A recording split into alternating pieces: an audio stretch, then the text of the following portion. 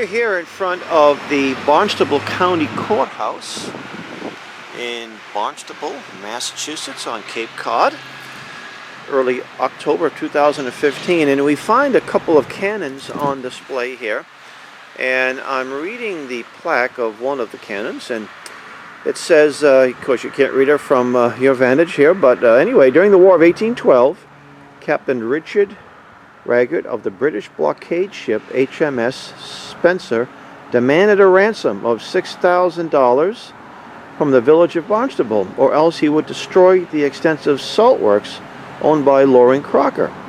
Undaunted, Mr. Crocker and the local committee of safety requested arms from Boston to thwart the British. In response, 4 cast iron cannons, supposedly from the ruins of Fort Ticonderoga, were sent forth and mounted in the common fields and Saltine Point in Barnstable Harbor.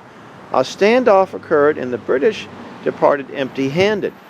Eventually the cannons were dismantled and stored in Loring's barn at the corner of Main Street in Millway in Barnstable. During the First World War, 2 of the cannons were melted down for the war effort and 2 were given to the courthouse for display. Often stolen and even fired by pranksters on the 4th of July, these 2 cannons were permanently cemented in place and the barrels were plugged. They remain today as a tribute to the patriots of Barnstable. They should not have plugged these cannons. But it's sort of an evidence of a militia. Now, the committees of safety was something that was formed back before the War for Independence, the Revolutionary War. And here was a local entity that appealed to another local entity in order to fight off a foreign force. And what makes it interesting is that we had a standing army in 1812, during the War of 1812, but it was a small standing army, and the militia system was very important. And as most of us have read the Second Amendment of the Constitution, it says a well-regulated militia being necessary for the defense of a free state. Well, that's not been repealed.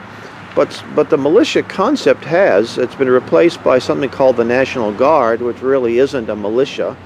So there may be a definition on the books, on the federal law, calling an unorganized militia. But if we had an incident like that today, the unorganized militia would not be prepared, because an unorganized militia really isn't a militia.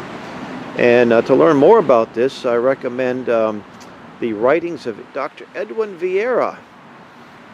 And he can be found on News with Views, and also the writings of Daniel Vincent McGonigal, which he can be found on Facebook. He's written extensively on this topic.